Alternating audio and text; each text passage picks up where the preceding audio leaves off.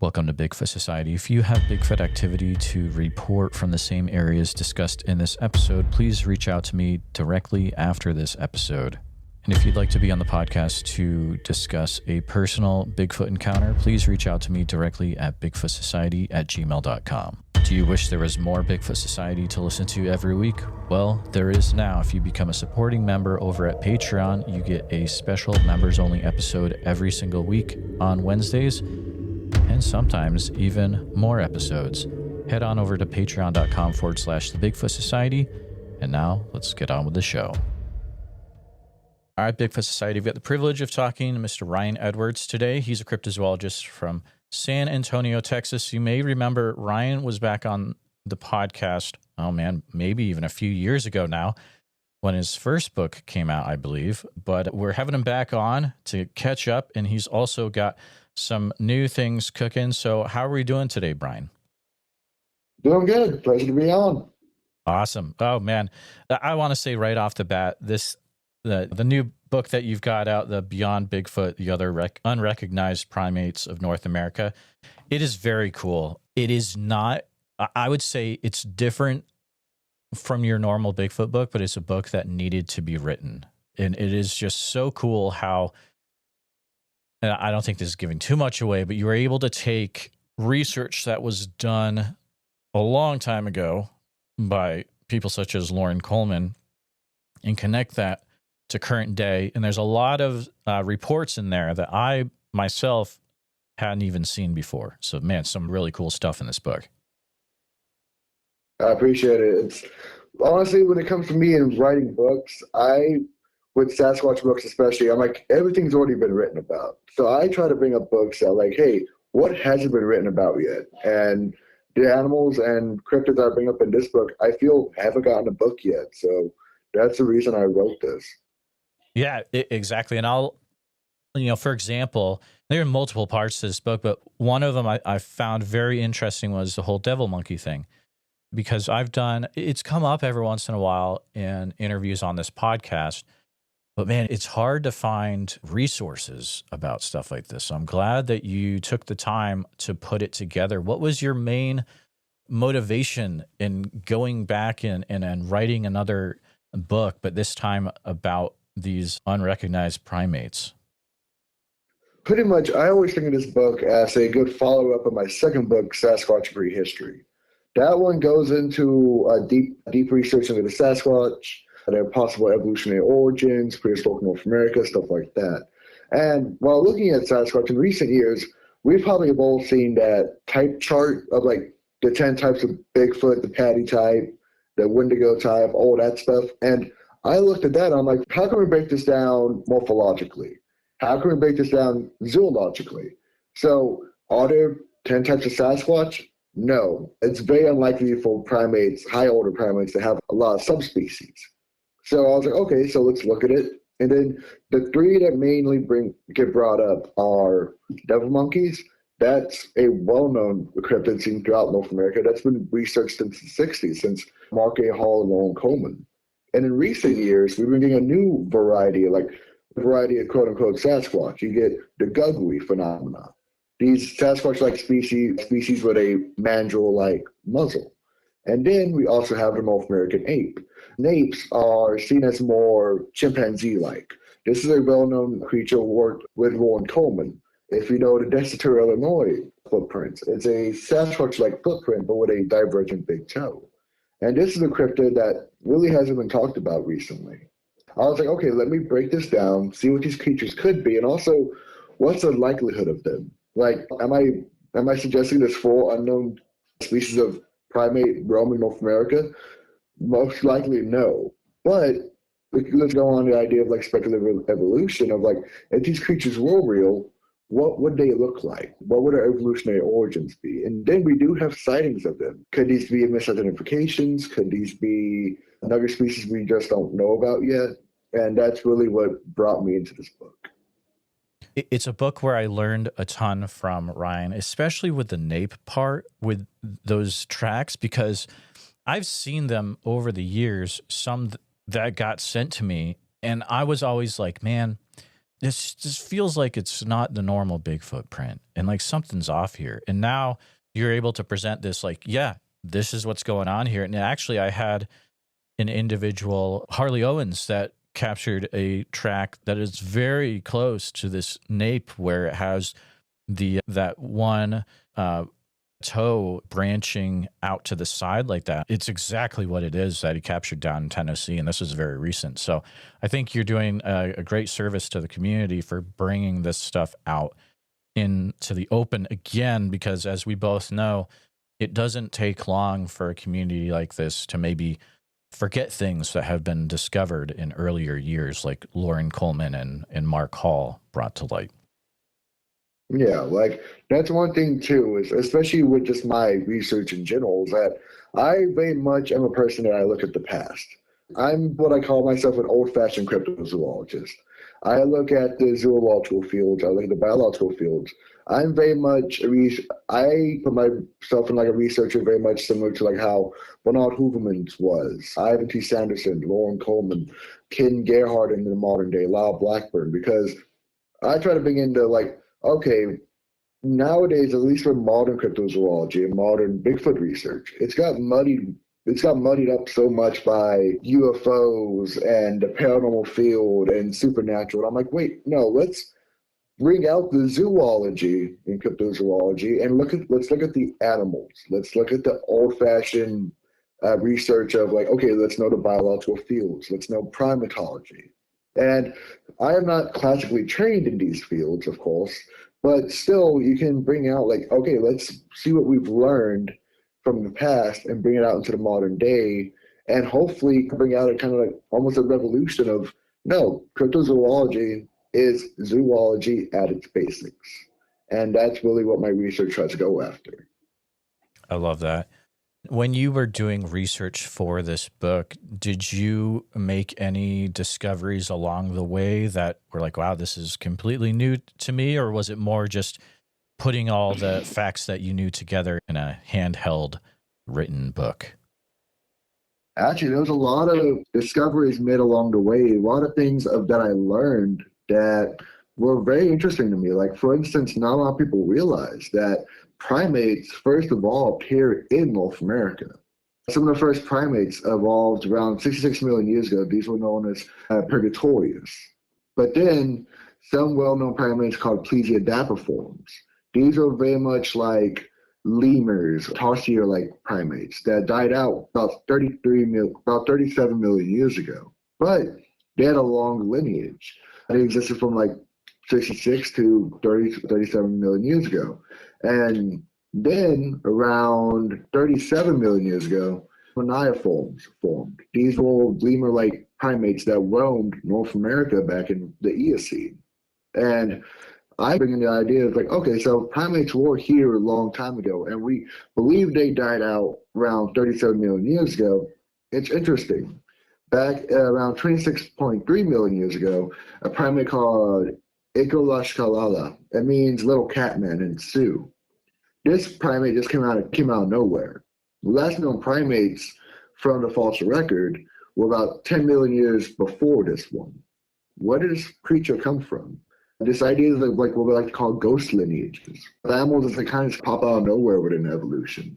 And especially with primatology, ask any good primatologist or biologist, they'll say we only know about 10% of all primates known to the world.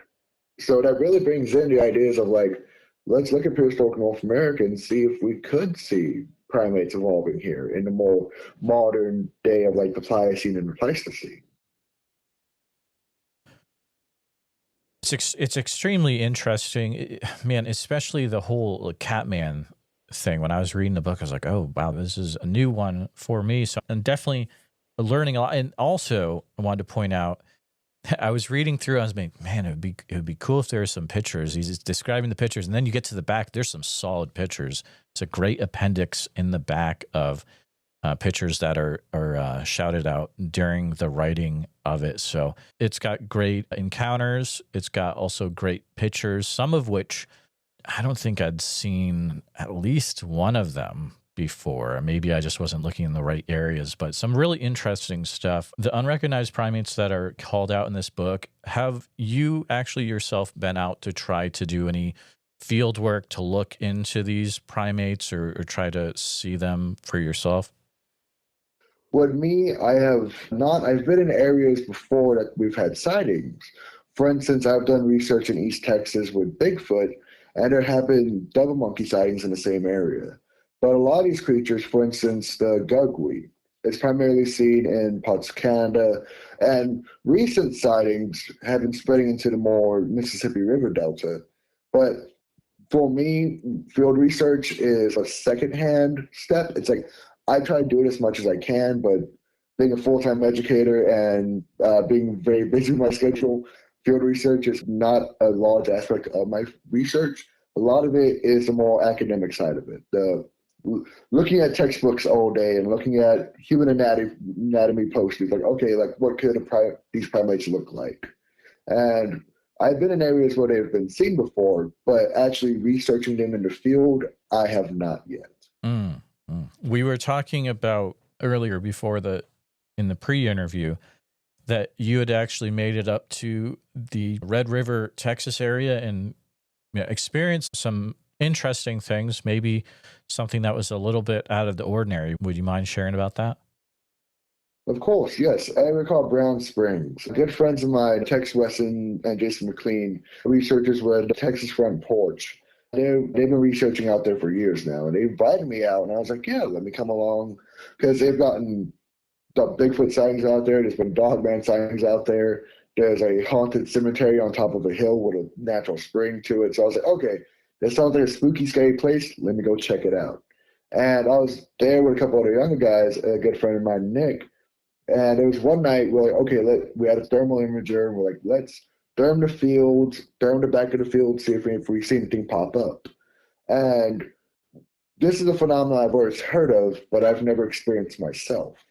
We turned this one corner. We had all our windows down. We were probably going maybe 10 miles per hour in this car. All of a sudden, all the insects, all the noise just stopped out of nowhere.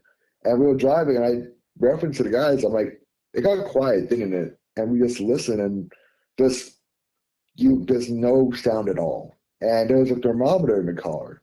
And we looked on the screen, and it went from, I believe, from 76 down to 57 in less than 5 minutes. So we felt the temperature change. And you just have that weird feeling of there's something here that doesn't want us here. And this is a phenomenon we've had occurred with Bigfoot sightings. And this part of the property we were on has had a lot of Bigfoot sightings in the past. So was this conclusive evidence? No, but it was a weird experience. And also on that same expedition, we were in the back part of the property as well. And this is right along the Red River. And our host Tex, he said, yeah, this time of year, usually if there's any Sasquatch in the area, they're on the other side of the river, on the high ground. And I'm not really sure what I heard, but I thought I heard like a whoop, almost like a howl in the distance. And didn't sound like a canine, sound primate-like. And it was coming from the other side of the Red River. And I was like, I looked at the other guys that were with me and we're like, did you hear that? They're like, yeah, we heard that too. Was it a possible auditory sighting of a Sasquatch? It's possible, but I always try not to jump to conclusions because it was right on the edge of my hearing. I can't really make conclusions, but it did sound very primate-like. That's interesting. It's an area where it comes up every once in a while, and there's some really intense things that can happen down near that area that have been reported. So maybe someday in the future I'll make it down there. Your viewpoint as a cryptozoologist, when you're thinking about this, you've stated in your book you have all these unrecognized primates of North America. Your viewpoint of Bigfoot, then, is it similar to how you're viewing these other things, or are you viewing Bigfoot a little bit different as well than that? Oh, I view Sasquatch very similarly. Like stated earlier, this third book is a kind of sequel to my second book, Sasquatch Prehistory. Because with Sasquatch, I come at it from very much, I'm old fashioned, I'm an aper. I believe it's an unknown ape, unrecognized ape seen in North America. I don't believe it's a human species. The anatomy doesn't suggest a human species, and also lack of culture. And in my second book, Sasquatch Prehistory, I came at Sasquatch from very much a prehistoric lens because my biggest issue with Bigfoot sightings is just the size of this creature. These animals are seen to be like 8 to 9 feet tall. And if anyone knows anything about with zoology, animals that are larger, animals that are more specialized, usually die out quicker. Look at the megafaunal species of Pleistocene in North America. Almost all of them went extinct. I look at Sasquatch not through a modern lens, but through a prehistoric lens. This is truly a piece of Pleistocene megafauna that, most likely thanks to its intelligence and thanks to its adaptations, has been able to survive into the modern day. Like I reference in the book, people don't realize that grizzly bears have been around for like more than 10 million years. Grizzly bears lived alongside mammoths. Why couldn't a Sasquatch? I bring in ideas of like what a Sasquatch evolutionary history, where it could have come from, because these animals are animals. Every animal has a natural history, cryptid or known species. I try to speculate on where these animals came from, what is their morphology from like sightings, what's the behavioral set, what can we get from sightings and what we see, and also what is their ecology. If these are natural species living in the world, they have to fit in some type of niche. Are they an apex predator? Are they an omnivore? Are they a frugivore? With Sasquatch and a lot of other these unknown primates, they're very much a apex omnivore. They're not a hypercarnivore. They're not like a cat or a dog, but they're very adaptable. They eat a wide variety of things. You can tell by the dentition. For instance, when people referencing Sasquatch, I've heard eyewitnesses talk about kids calling Lincoln log teeth because they have very human-like teeth. From our own dentition, we can suspect, yeah, these animals are most likely highly adaptable. They can eat meat, hard nuts, stuff like that, with having grinding molars. Because one big aspect of biology not a lot of people look at is dentition, is the teeth. If you know how an animal's teeth look like, you can speculate on what that animal eats. You can speculate on their niche and also how they probably look like. So that's one thing I try to look at with Sasquatch, primarily is like the ideas of like their biology, because this is truly a biological species. Something that I have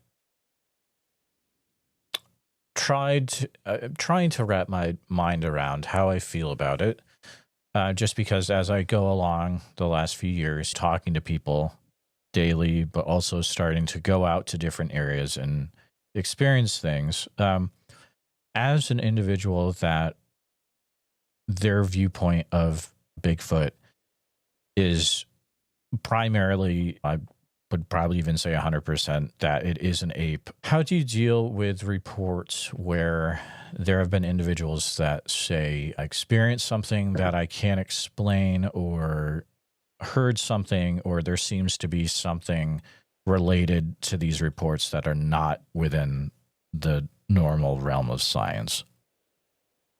Yeah, the more woo aspect of this field that has come out in recent years. Yeah, that's an aspect that I bring into my research. Like, for instance, a couple weeks ago, I did an interview with Wes Germer of Sasquatch Chronicles, and he brought up the woo. Like, what about all this aspect? And in my honest opinion, it's not where my research is. I acknowledge that the phenomena does occur, but it's like trying to have me make a opinion on quantum physics. If I don't know it, I'm not going to make an opinion on it. My research is primarily based in zoology and physical sciences. Yes, there is other phenomena occurring, but my research doesn't go into it, so it's just hard to make really an opinion on it. I acknowledge that there's other events occurring around these creatures being seen around the world, especially with Sasquatch phenomena, but even like my good friends Tex Weston and Jason McLean bring up, what if there's different phenomena occurring but with the same face? Like, what if there's something else occurring here that looks like Sasquatch but isn't the Sasquatch? And that's one thing I bring in with my research as well. Like, okay, there's other, like, with me being a general cryptozoologist, I just don't do Bigfoot. I do all types of creatures, like from Bigfoot to Loch Ness Monster to I've had Thunderbird sightings, Mothman, Dogman, and researching these other cryptids makes me think like, yeah, there is something paranormal occurring, but with Sasquatch, there's too much for the physical side. There's too much for it being some type of biological species to try to disprove it being something supernatural. Like, it makes sense biologically. So why would we throw the baby out with the bathwater once all the other phenomena start occurring? Very interesting. Yeah, it'll be, I think man, I don't even know what's going to happen in 2025, to be honest. It feels like there's so much, I don't know. I hear a lot of things, and there's a lot of behind the scenes research that's going on right now. I don't know. Maybe it's just me being overly positive, and I would hope that this is the year where we get some really cool stuff that comes out, maybe evidence wise. Or I think all of us hope that. It feels like it may have been a while since there's been something substantial. But are there any things of evidence that come to mind over the last few years that you've seen and thought were pretty cool? Piece of evidence for me, there's been a couple sightings that have been interesting. For instance, I'm trying to think of one sighting. Like, I'm brain fart right now, but like a lot of sightings recently have been very indicative of like a lot of primate behavior. For instance, in Texas a couple of years back, there were, and I believe it was by Houston, there were in the story in the news, it was about a escaped chimpanzee out on the loose. And I was like, okay, escaped chimpanzee, that brings my interest. And looking at it, I'm like, wait, these people are referencing a chimpanzee that's 6 foot tall. I don't know what they're saying, but I don't think they're the chimpanzee, guys. Like a lot of things like that. For instance, of course, one big piece of evidence that I'm looking at a little bit more now, thanks to a good friend of mine, is stick structures. Down here in San Antonio, a good friend of mine, Rod Nichols of Bear Canyon Bigfoot, he's been bringing out more ideas of like these stick structures of Sasquatch building these fairly elaborate structures that don't look like they were made by humans. And I've gone out in the field with Rod, and I'm seeing these in person. I'm like, no, this is something peculiar. This is something that this isn't human made. That's like a piece of evidence with Sasquatch I've never really looked into until seeing it in person. And I'm like, okay, no, like this might be something I might want to put a little bit more time and effort into researching. Absolutely. I'm glad that we were able to bring up Rod, because I was just about to. I just had Rod Nichols on the show a few episodes back from Bear County Bigfoot, of course, from around the same area where you're at in San Antonio. After that episode, there were many people that reached, more than a few, I'd say, that reached out saying, yeah, I am also having some weird stuff happen, sightings, Class B stuff, just around these different areas of San Antonio. Have you, besides going out with Rod in the field and looking at stick structures, have you run into anyone who's had encounters down there or been able to have any communication with people besides the stick structure related things? I've had some sightings. I've talked. One interesting thing that's been bringing out a lot of eyewitnesses recently is right now in San Antonio, me and Rod, and then a good friend of ours, Chris Jordan, of a mega podcast of Curious Realm, we're doing a event series here in San Antonio called Symposium of the Strange. It's based at a local restaurant, and pretty much what it is, it's like a mini conference every 2 months. We've brought out King Gerhard before. We've brought out Alien Abductee. We've brought out the Kling brothers, the ghost hunting, like the ghost researchers. And when we're doing these events, we've had a couple people come up to us like, yeah, like I saw this, or I've heard of this before. And I've been hearing a lot more eyewitness accounts, and also not just Bigfoot accounts. Like, for instance, a couple of weeks ago, I got a sighting of someone referenced the Lechusa in their sighting.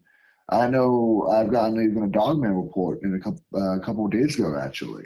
So I believe right now it's helpful us doing these events and talking to the community a little bit more, because I think how many times do people see something weird, but they're like, who do I go to? They're not going to go to the cops with this. They're not going to, they might not ever even hear of a cryptozoologist until they go to an event, hear someone talking about a Bigfoot, and they're like, oh, I had a sighting. So I'm excited to see what else comes about of this. But yeah, I've heard of a couple dogman reports in this area before. Good friend, researcher based here in San Antonio as well, a guy named Aaron Deese, very well known for his Texas Dogman Triangles book.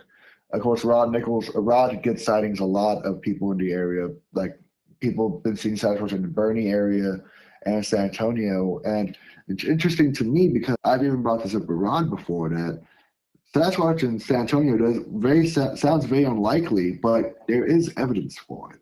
What I believe is happening down here in San Antonio is that we are a very large city, but we have a lot of creek and waterways. Rod brings up the Salado Creek in his research. I think these animals are migratory. They're moving through San Antonio, moving through these areas, but they're not consisting there. They're not staying there to live. And that brings up the ideas of Bigfoot being migratory in the first place. Like, I believe these animals are highly migratory and like have very large ranges. Because if you think of like how much calories this animal would need, how many square miles this animal would need, like we compare it to a black bear, because this is an indicator species for Sasquatch, but I bring up that they would probably have a couple hundred miles in a home range, and also they would probably need the caloric needs of like a large grizzly bear. Being in one area consistently doesn't sound likely for an animal like that. Because if you look at bears and other animals like that, they have large home ranges as well. I think Sasquatch would be the same way.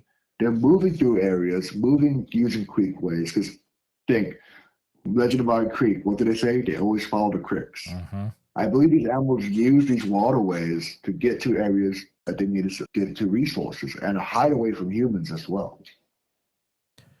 No, I agree with you as definitely with that statement. Are there, any food resources that would be available for them around the city of San Antonio that you found? Yeah, we actually have a large white-tailed deer population. Like literally last night, I was driving on a road called Nacogdoches.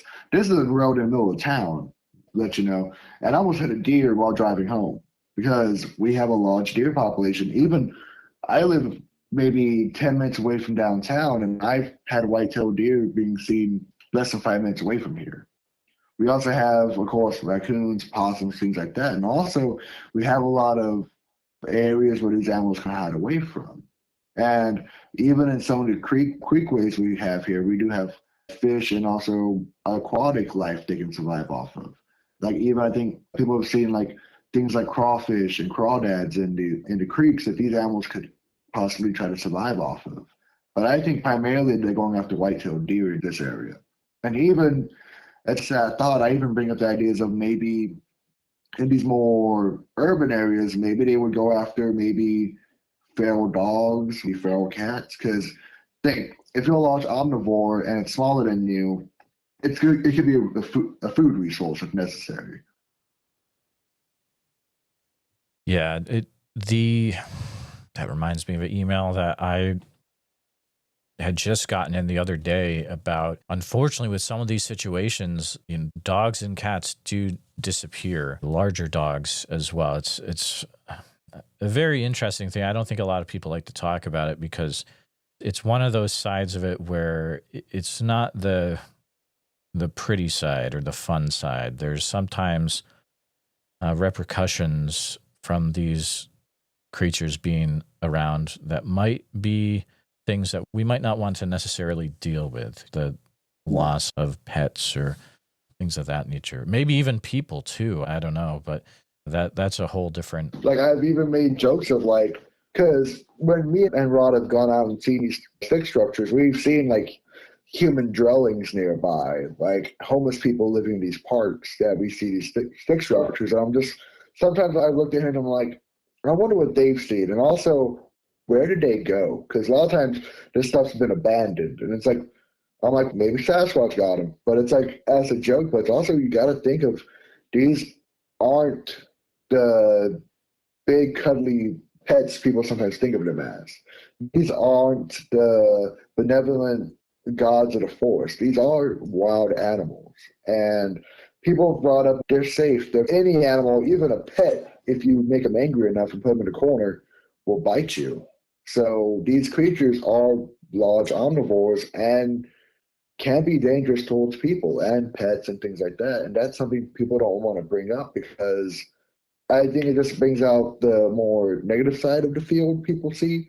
It brings out the more like the fear mongering of Bigfoot to an extent, of like cryptozoology in general, the more fantastical side, the more, oh, these are a bunch of monster hunters going out looking for monsters in the woods. It's like, no, these are real life creatures living in the woods, but like any wild animal, it can be highly dangerous, especially with the size of it is and the intelligence.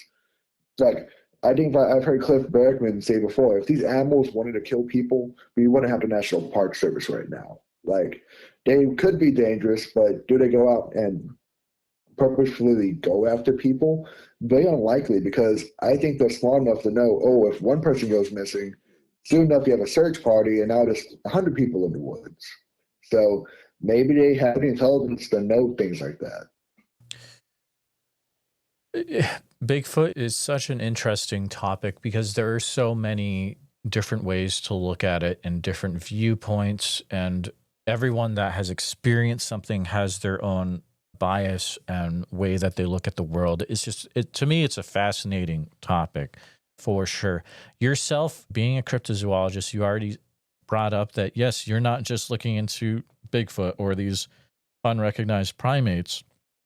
You're looking into all sorts of different things out there. Do you have a favorite one that, you know, if you were able to, like, let's look into this one, is there one that always brings your focus back?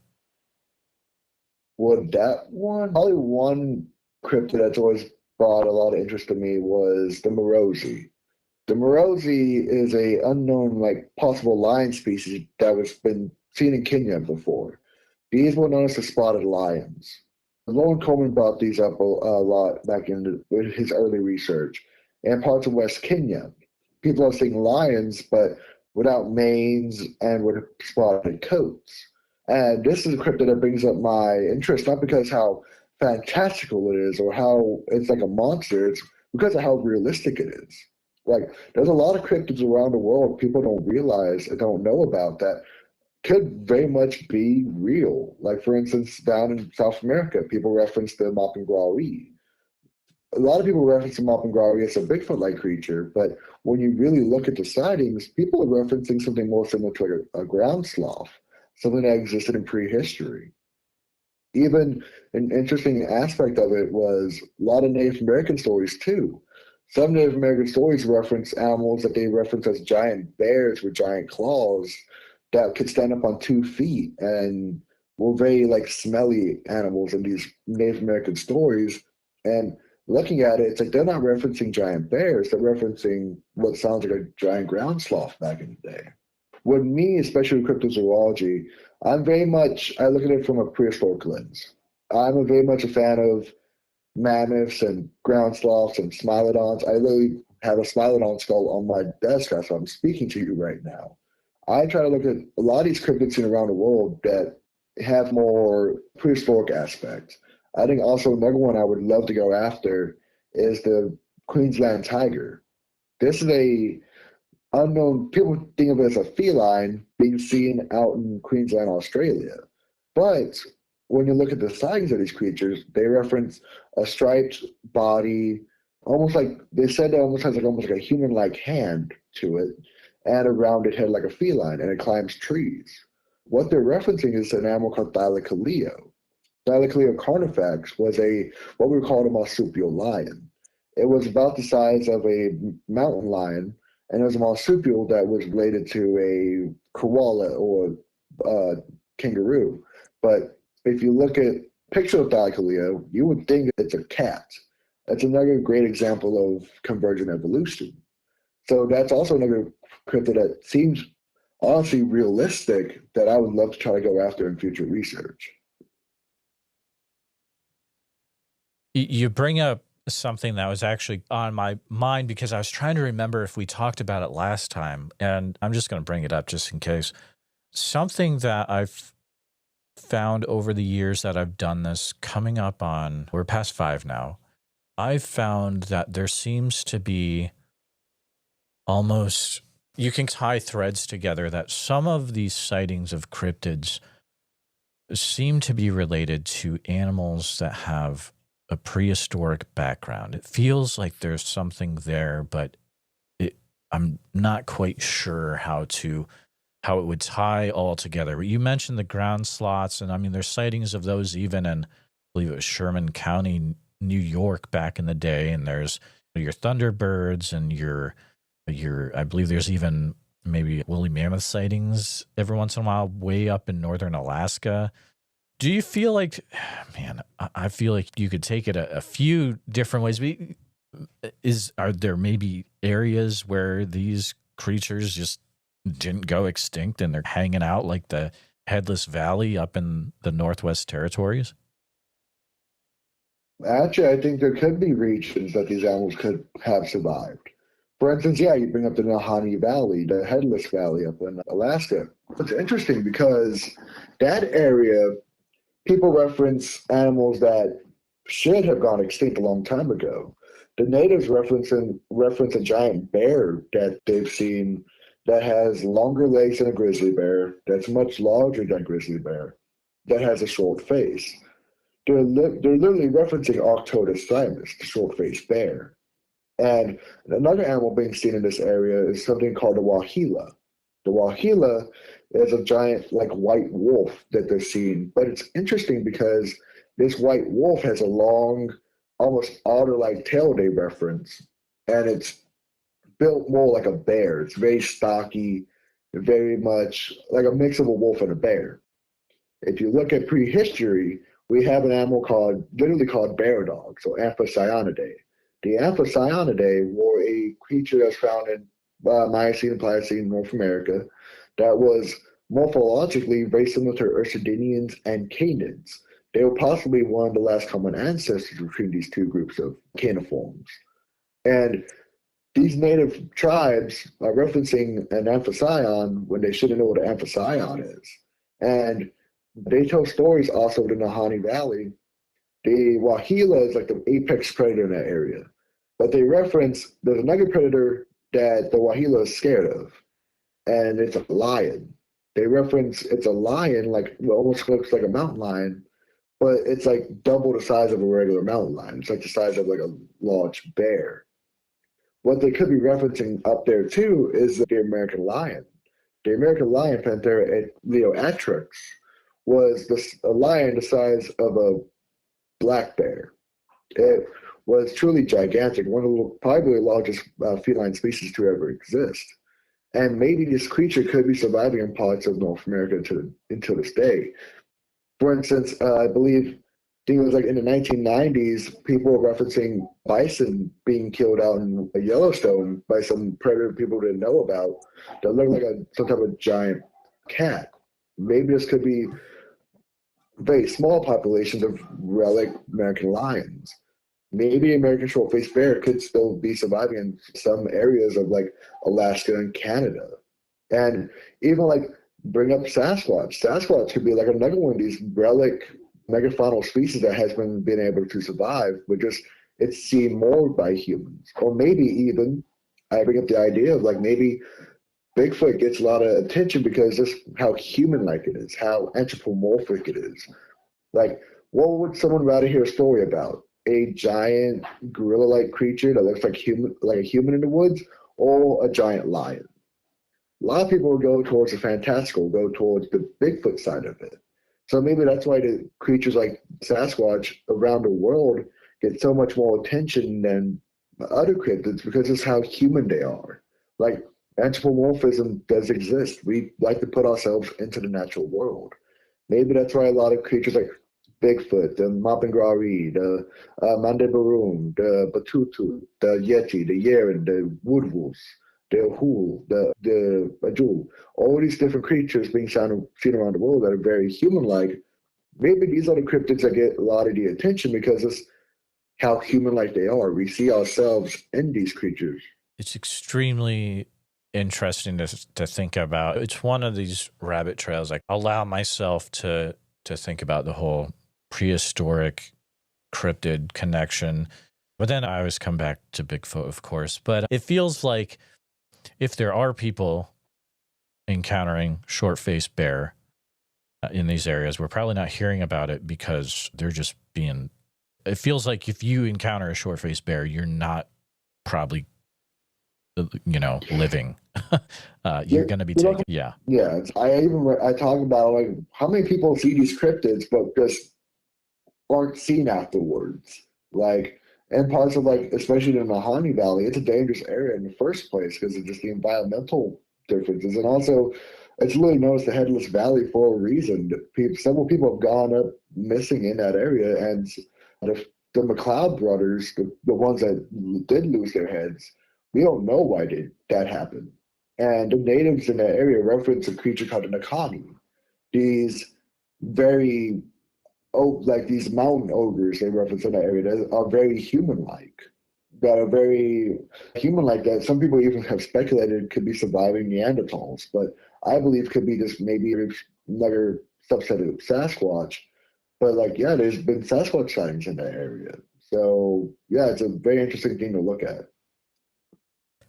I do want to bring up, of course, if this is new info for people, I would really recommend that you check out the books by Hammerson Peters, of course, who has done so much legwork of categorizing all of these stories about this area. And not a guy that I've been able to talk to yet on the show, but maybe someday I'd love to. The invite's always open. But just another great author, a gentleman who takes the time to categorize and put things in a place where we can read them about the legends of Canada and also of the Headless Valley as well.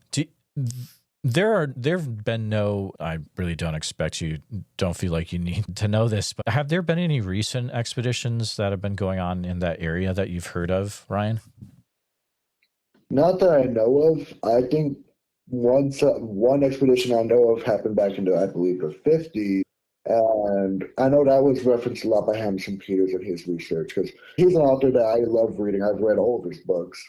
I know he references expeditions in the 50s, I believe in the 60s, but I don't think there's been anything recently because I know it's a national park now. It's protected by the Canadian government.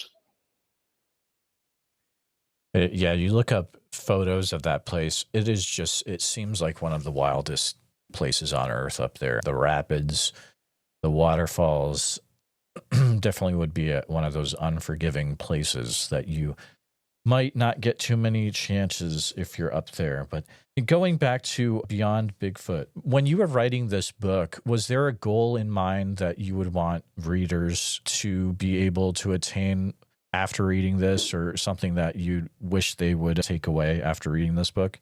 With it, like, my goal, or like what I want people to take away is, like, with any books I write or with anything, is that education. It's about learning new things and opening up your eye to different possibilities. Like, for instance, like you referenced yourself, that there's a lot of things in here that you've probably not a lot of people have heard about, or maybe you've heard about once. Maybe you've heard the name devil monkey, but you never knew what it was. And maybe you've heard the name gugwe, but you really didn't know the research behind it. What I would want people to take away from this is learning about these creatures. And also, one thing I always like to do is make your own hypothesis, make your own summaries, like, to bring it out and, like, maybe say, no, Ryan could be wrong on these hypotheses he puts out, but this is a good counter argument. This is a good counter hypothesis instead. Like, I love getting challenged on my own hypotheses and own ideas because it really brings out a lot of, like, high level thinking in the first place. Like, for instance, my 9-to-5 job, I'm an educator. When it comes to cryptozoology, it's very much coming from a perspective of education, of learning and trying to teach people about these creatures and let them make their own judgments, their own summaries on it. Like, the three main creatures that I go over is the North American ape, the gugwe, and the devil monkey. Like, I would love for people to learn about these creatures and maybe even go and do their further research. Like, for instance, myself, with this book, my foreword's written by the legendary Lauren Coleman. Lauren Coleman's one of the only real researchers I could think of that do North American ape research. So I reached out to him and he said, yeah, I'll gladly help you with this book. And he wrote my foreword. And it was really a weird moment because it's me working with a childhood hero of mine. So it was a very much a surreal moment. And like, that's what I would love people to do is maybe like after you read a book, maybe like if you can find an author, like reach out to the author, like reach out to me like, hey, like I like this part. What about this in my own sighting? Like go out there and do further research because reading a book is great. But if that book really had a connection to you, you go and read even further on, or even maybe learn a little bit more about our prehistory because I bring up like prehistoric North America and like earlier the Plesiadapt forms and Maya forms, the prehistoric primates in North America that people have not really heard about a lot. Like learning new things and maybe furthering your own research. That's what I would really love people to like come out with after reading this book. After you released this book, did you get people reaching out to you saying like, you know what? I read this and realized, hey, I've actually experienced one of these things and I just didn't realize it. I have not had that experience yet, which is I'm like what it is pretty much just it's a fairly new book. It's been out only a couple months now. And also I began trying to get it into reviews of like authors' hands. Like I gave a copy to good friends of mine, Ken Gerhard, Lab Blackburn, give a copy to Jeff Meldrum, things like that. But like I've talked to other researchers have been like, yeah, like I've had people reference these Bigfoot-like creatures with muzzles. I've always thought they were dogman. Now I think it could be a gugwe, and I'm like, cool. Like, and they've literally gone back and talked to the eyewitness and said, like, okay, like, let me get a little bit more details on the muzzle. And they're like, yeah, this sounds more like this gugwe creature. Or I've had a researcher out in East Texas reference. They're like, yeah, like people out here were seeing baboons, and I was like, baboons, like how big were these baboons? They're like the size of a human. I'm like, that sounds very similar to a devil monkey.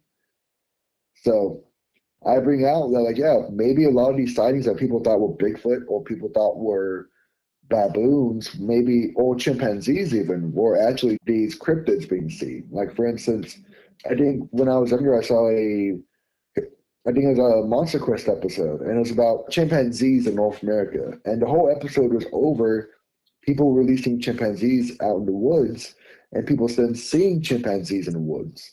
And I'm like looking after this book, I mean, what if some of these chimpanzee sightings weren't chimpanzees? Maybe what if they were these North American apes, or maybe even young Sasquatch that people misidentify as a known species. It's weird to think about. We always think of cryptids as being misidentifications of known species. What if some of these known species were actual misidentifications of cryptids? Like it's a perspective that I think not a lot of people think of. Like it's very much a paradigm changer a lot of times when you do research like this.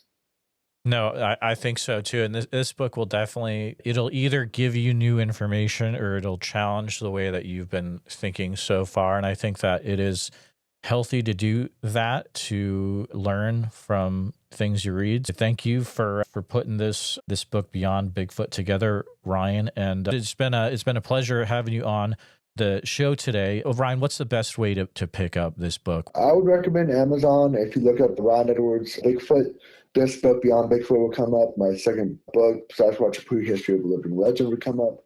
And also my first book, Cryptids of the World.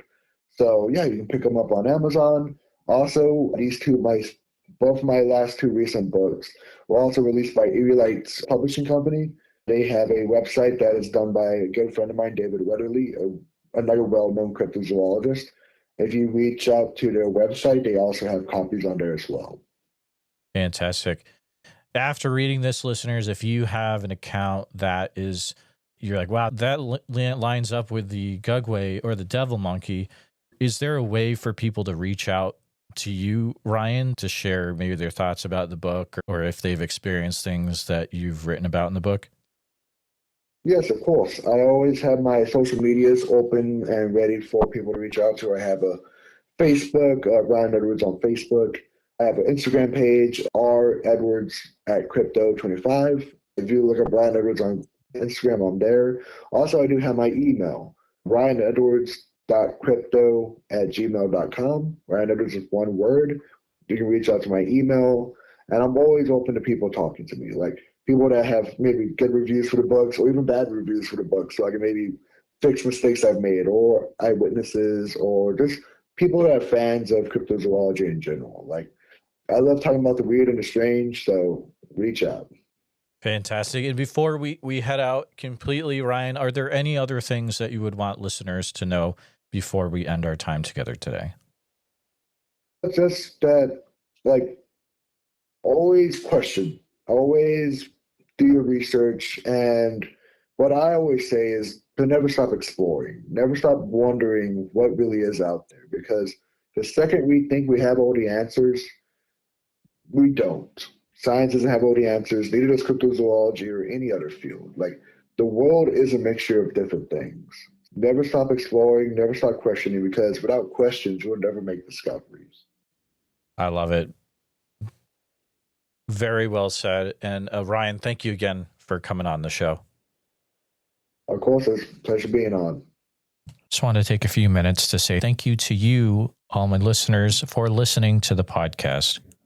Please take a minute to help out the show by subscribing on YouTube, making sure you hit the bell so you don't miss any notifications, and share the episode on YouTube with a friend. Also, if you're listening to us on a podcast, thank you so much. Make sure that you're subscribed, share the show with a friend. Really, it's all about sharing the show wherever you can. If you've had a Bigfoot encounter related to the following or know someone who has, please reach out to me at bigfootsociety@gmail.com or pass on my email. Here's a list. Number 1, encounters from Franklin County, Texas. Number 2, encounters from the entire state of Iowa. Number 3, encounters from Oak Ridge, Oregon, or the surrounding area. Number 4, any individuals that know about Bigfoot being flown off after the Mount St. Helens eruption. Number 5, individuals that have had a Bigfoot encounter while in the military. Number 6, those that have had a Bigfoot encounter in the southern New Hampshire or north central Massachusetts area, including Franklin County, Massachusetts. Number 7, individuals that have had a Bigfoot encounter in a Bible camp or Boy Scout camp setting. Number 8, individuals that have had Bigfoot try to enter their house forcibly while they were living inside. Number 9, individuals that have actively have a Bigfoot living on their property. And lastly, any sightings that are in the Ouachita National Forest area of Oklahoma or Arkansas. A special thank you to all the Bigfoot Society Patreon and YouTube channel members. It's your support that helps keep the show going, and I extremely appreciate it. I'll see you back next time, listeners. Sasquatch Summerfest this year, July 11th through the 12th. It's going to be fantastic. July 11th through 12th in Green Waters Park in Oak Ridge, Oregon. And listeners, if you're going to go, you can get a 2-day ticket for the cost of one. If you use the code BFS, like Bigfoot Society, but BFS, and it'll get you some off your cost. Priscilla was nice enough to provide that for my listeners. So there you go. I look forward to seeing you there. So make sure you head over to www.sasquatchsummerfest.com and pick up your tickets today.